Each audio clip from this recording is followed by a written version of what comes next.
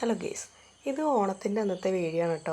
അപ്പോൾ വേഗം തന്നെ പപ്പടമൊക്കെ പൊരിച്ച് കൊണ്ടാട്ടി മുളകൊക്കെ വറുത്തിച്ചിട്ടുണ്ടായിരുന്നു കേട്ടോ. അവിയലൊക്കെ ഞാൻ രാത്രി തന്നെ സെറ്റാക്കി വെച്ചിട്ടുണ്ടായിരുന്നു. പിന്നെ ഇത് കൂട്ടുകറിയാണ് കേട്ടോ. ഞാൻ കൂട്ടുകറിയിൽ പരിപ്പാണ് കേട്ടോ ചേർക്കാറ്. പിന്നെ നമ്മുടെ പഴം കൊണ്ടുള്ള ഇതുണ്ടായിരുന്നു, പച്ചടി ഉണ്ടായിരുന്നു, കാളനുണ്ടായിരുന്നു. കാളനൊക്കെ തലേദിവസം കുറുക്കി വയ്ക്കുകയാണ് കേട്ടോ ചെയ്തിട്ടുണ്ടായിരുന്നത്.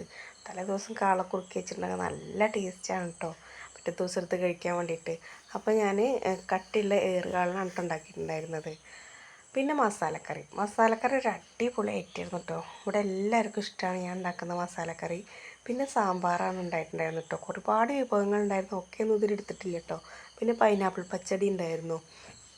അതുപോലെ ഒരുപാട് വിഭവങ്ങളുണ്ടായിരുന്നു. എനിക്ക് ഇങ്ങനത്തെ സാമ്പാറാണ് കേട്ടോ ഇഷ്ടം, നല്ല കട്ടിയുള്ള സാമ്പാറാണ്.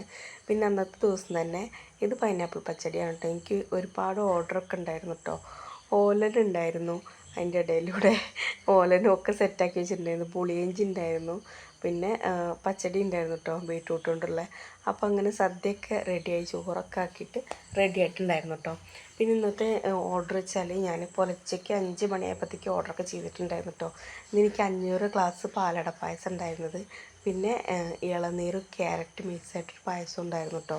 അതൊരു 250 ഗ്ലാസ് ഉണ്ടായിരുന്നത്. അപ്പോൾ ഈ 2 തരം പായസം നമുക്ക് സദ്യയ്ക്ക് എടുക്കാൻ പറ്റിയിട്ടോ. ഇതൊക്കെ ഞാൻ ഒന്നാമത്തെ ഓണത്തിനാണ് കേട്ടോ ചെയ്തിട്ടുള്ളത്. രണ്ടാമത്തെ ഓണത്തിന് നേരെ വീട്ടിലേക്ക് പോവുകയാണ് കേട്ടോ ചെയ്യുക.